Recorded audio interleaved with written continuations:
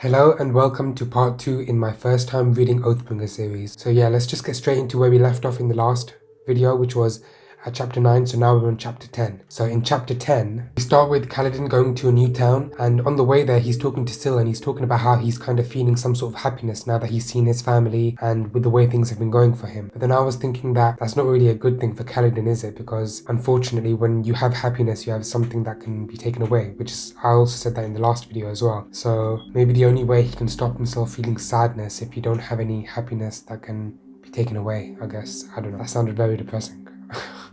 So then Kaladin meets a group of Ardents who say that the Parshmen, when they turned to Voidbringers, they didn't actually attack anyone, they just took grain and took off, which is starting to confuse Kaladin because he's thinking they're the Voidbringers, why aren't they killing anyone, why aren't they doing what he expected them to do? And then at the end of that, Kaladin and Syl talk a bit about relationships and how Kaladin feels about Shallan, and he definitely gets a bit kind of nervous and a bit flustered thinking about her. But he kind of defends it by saying, no, she's light eyes. I hate light eyes people. I definitely won't do it. But you know that deep down he is starting to feel something for her, which I don't know. I don't know how I feel yet about this being a love triangle, because I don't necessarily think love triangles are a bad thing, because it always depends on how you write something or how something's done, not on what it is. So it could be done great, but I don't know. I'm kind of liking Shallan and Adeline together, and I'm kind of fine with it, Kaladin being not involved in a love story, but we'll see how it goes. The second part of this chapter, we see Renarin and Adeline talking, and Renarin's kind of sharing how he feels this pressure of being this Knights Radiant, that it feels even more pressure than beforehand when he was trying to be this strong soldier in front of his dad. Now that he's a Radiant, he has so much to live up to. But then we see Renarin showing a bit of his powers, which first he shows Adeline kind of this perfected version of himself, which is one of his kind of powers of showing the future or something similar to that. And then he also shows his other power by healing Adeline's hand. So Renarin, to be honest, his personality kind of reminds me a bit of me, because he's kind of always quiet and nobody ever understands him. But it also kind of makes me sad when Shallan continuously calls him or thinks of him as a creep, because that kind of makes me feel sorry for him, because he seems like a nice guy. I don't understand why she thinks he's so creepy all the time. So in chapter 11 we get another flashback scene, and with Dalinar obviously, and in this chapter Dalinar is still fighting against the High Prince that he was against, and so he fights and he kills the High Prince, and then when he kills the High Prince he also finds the High Prince's son, his heir, and he knows that he also has to kill him too. So Dalinar kills the High Prince's son. And from the way it's described by the people around Dalinar, they see him as this terrifying monster, like he's the enemy to them, the villain. I think that was done pretty well. And then Dalinar, when Dalinar's questioned about why he's acting this way, he says that war is war. You can't make it pretty. You can't make it look good when what you're doing is so destructive and horrible anyway. And I guess in some ways he does have a point with that, but it's definitely different to what he feels now with the whole, doing things honorably even when it's a war, I guess I started to think about how, I guess even in life, some people probably think that, life is life. You can do what you can to make it seem more enjoyable and pleasurable than it is, but at the end, life is life and it doesn't necessarily end very well. Wow, that was also very depressing. I'm sorry about that. So in chapter 12, Dalinar's talking to the other monarchs around the country via Spanreed, and unfortunately none of the monarchs are accepting his kind of proposition. And when he talks to Elhokar about it, Elhokar says that the other monarchs around the world are probably scared that Dalinar's going to kind of usurp or overtake their positions of power the way he kind of did with Elhokar. So Elhokar says that a solution to this may be that Elhokar steps down as king and makes Dalinar the full-on king, so that if Dalinar's this proper king of this one place, he won't have to take other people's positions of power. But then Dalinar says that's not what he's going to do. Instead, Dalinar will become the king of Urutheru and the Shattered Plains, and that Elhokar will stay the king of Kholinar. But then Dalinar also says to Elhokar that he should go to Kholinar to kind of make things right again, because it's not really going well there. And he tells Kaladin to go with, and he tells him to take Kaladin with him as well. At the end of the chapter, Dalinar gets a message from Taravangian, who says that he will support Dalinar in what he wants to do. Now the only king that's now in support of Dalinar is Taravangian, which we know is not a good thing, because Taravangian wants Dalinar dead. But Dalinar's thinking, oh, I'm so lucky, that great man, finally somebody supporting me. which is pretty sad. In chapter 13, we get a romantic scene between Shallan and Adolin, and Shallan introduces Patton to Adolin, and he kind of acts as a bit of their kind of chaperone during their date to make sure that things don't get too heated between them. And I guess I really love good romances and stories. I don't have anything against it. Again, same with love triangles. A romance is a romance. It doesn't have to make things good or bad. If it's written well, it's written well, and if it's written badly, it's written badly. So I'm hoping it's. I think it was good, but I'm cynical enough to know that it's not going to end well for these guys. Especially now that you have this love triangle thing going on with Kaladin, but also with the way things are going, for some reason I just don't see this as being. I don't see it ending well. By the way, maybe a bit random, but my favorite film of all time is probably The Fountain, which I guess is kind of a romance movie, and I think you guys should check it out because I don't think a lot of people have seen it, but you should definitely see it. In chapter 14, we're with Kaladin again, and Kaladin sees he's hunting a group of Voidbringers in the forest, and he sees them playing cards, and they're kind of acting in a way that he didn't expect them to act. They're kind of acting like humans who are kind of who seem like they've just been freed, like slaves who've just been freed, and Kaladin is kind of shocked by what he sees, and then when they catch him, instead of trying to fight them, he decides to surrender. And he also sees that the way that they're holding their weapons, it's clear that they're not trained in using those weapons, that they don't know what they're doing, that they're not soldiers, they're just people that are trying to protect themselves. In chapter 15, Adolin and Shallan talk about who the murderer could be, and Adolin kind of adds in that it could be two separate murderers, but Shallan doesn't really buy that situation. She thinks maybe the person who killed the first person is killing other people in the same way because he wants, or she, because Shallan doesn't know who it is, they want it to look like the first murder wasn't motivated. So then I started to think that maybe in this sense, maybe Adolin did kill the second person as well, because if Adolin killed Sadius, he could kill another person who's unrelated to Sadius in the same way and make it look like these are random murders. But I don't want that to be true because I don't want to believe that Adolin's capable of that. And I don't think he is, but we'll see. After this, Adolin talks to Shallan about her Shardblade and saying that she should use it, but Shallan doesn't necessarily want to do that because of her past. But then she decides that she's going to have to use the Shardblade, so what she does is she plays a new character in a way. Do you know how she was Veiled before?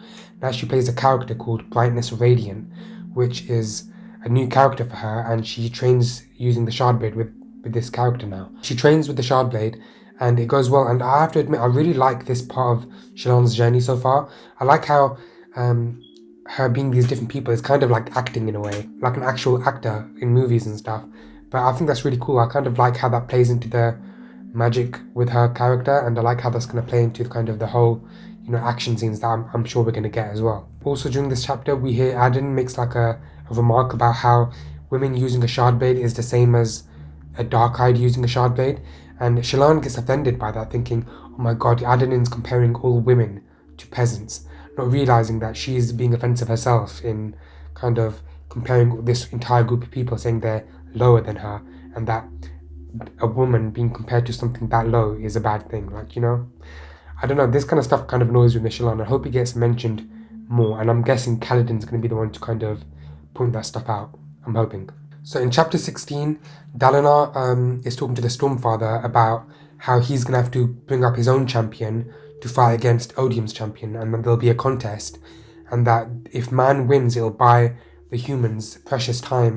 Then we see Dalinar talking to the Ardents, and the Ardents are saying that they're kind of conflicted because they don't know if they should follow their loyalty to their High Prince or to their god, because now that Dalinar is kind of going against God in their eyes. And then he meets Kadash, who he ends up having a sparring match with to train fighting without using a Shardblade.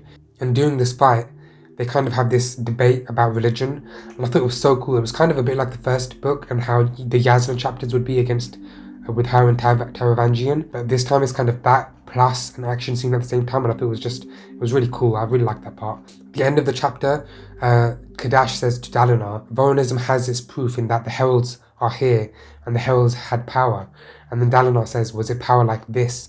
And he uses his Stormlight to bind Kadash to the ground. And then he tells him that the Knights Radiance have returned, and the only way I'm going to believe you or your tradition is if you give me proof. Whilst this was all happening, Dalinar and Navani were also having a span-read conversation with the Queen of Irelai, I think, how you pronounce it. And the Queen is saying to them, that she believes that the desolation can be stopped if they just let the Voidbringers do what they want to do and just take what they want to take, which from the sounds of them just taking grain and not attacking anyone sounds like something they could do. But obviously Dalinar and Navani aren't buying it. And then the Queen also says something about Adeline's shard blade, saying that it's something in the past where she is the rightful owner of that shard blade. And Dalinar and Navani are thinking maybe this is the reason the Queen isn't accepting their terms. So then Dalinar and Navani talk about this for a bit, about the past and about this whole situation with the shard blade. And Navani mentions Dalinar's ex-wife's name. And for the first time, Dalinar actually hears her name, and he's shocked. And then when he starts thinking of her name, he actually remembers her face. And that's where the chapter ends. And I have no idea why this is happening. Maybe it's something to do with the Stormfather, but no idea. So in chapter 17 is one of the best chapters, not just in this book, but in the whole series so far, I think. Kaladin is captured by the Voidbringers, the Parshmen, and he's telling them that he knows how they feel, that he's also been a slave. And then they get angry and say that, no, you don't know what it feels like. We've since birth have lived in this kind of like fog where we know the things that have been done to us as slaves is wrong, and we want to retaliate, or we know that we should retaliate, but we just can't. And Kaladin has that control over himself where he could choose to retaliate when he wanted, but they don't. So Kaladin is really shocked by this, like, you know, seeing the Voidbringers as not these monsters, but these runaway slaves, really, just like he was in the first book. And Kaladin then goes to ask Syl for something, but Syl says that the Parshmen are kind of being guided by their own spren, a void spren that might be able to see her, and that the Parshmen may be able to see her as well, which is why she kind of hides away from the whole situation. And then after that, when they're looking away, Syl kind of turns into a knife and Kaladin cuts himself free. And the Parshmen go up to him, and Kaladin tells them that, give me my knife and I'm going to help you to show you how to build a fire with wet wood, which is something they were struggling with. So he tries to get them to accept his help because he genuinely wants to help them. Like, he's giving them a lot of advice on how to run away properly, how not to be captured, because he also sees that they've got children with them as well. And I mean, Kaladin's empathy is kind of kicking in here. So he's trying to help them, and then they eventually accept and give him the knife, and he shows them how to build a fire from wet wood. And I have to say that this chapter is probably the biggest turning point in this book for me, or in this series for me, to really show what this series has that's so special. Because although I love all the fantasy stuff, this is getting somewhere really good now, I think. Like, showing this other side, I think, is a really great depiction of like war, especially the scene where Kaladin talks to the little Parshman girl, who says to him, please tell the other men to leave us alone, we don't want to hurt them, we just want to live our lives. And then she says how she's never done anything wrong in her life, how she's always, even when she's angry, she doesn't hurt anyone. And that was really sad, because there's probably been children like that. There's hundreds of millions of children in our history who have felt like that, probably, you know? They just don't. And then Kaladin tries to explain the whole slave situation and all that, and it's just so complicated. You can't even really say anything, because what can you say in that situation? And I thought that was such a great scene. Probably, I might even say it right now, that was my favourite scene so far in the entire series. And also it's making me think about what's going to happen with Kaladin now, because we know how empathetic he is. And we know he's going to feel so much for these people. And how's that going to work with his kind of situation with Dalinar and everyone, and being on these two separate sides? And to be honest, I don't think it's going to work well. I mean, especially with these people, I've got a feeling something bad's going to happen. I mean, I always think something bad's going to happen, but I think this whole thing, he's going to maybe try to protect these group of people, and it's not going to end well. Either they're going to kind of turn, or he's going to have to kill them for something, or they're going to get killed by the humans. I feel like it's going to be a bad situation, Kaladin, internally and externally. But yeah, so I think that was a good time to end this video. And I've read another about 100 chapters into the book now, and it ended on a really good note. So that last chapter was my favourite chapter so far. So hopefully you guys enjoyed this video. Let me know what you thought of this book so far up to this point, or what you thought of that chapter, that moment, or what you think of my thoughts so far in this book as well. So I hope you guys enjoyed this video. I hope I get the next video out sooner than this one came, and I hope you guys stick around for it. So thanks for watching, you guys. Like the video if you liked it, comment down below, and I'll see you guys in the next video.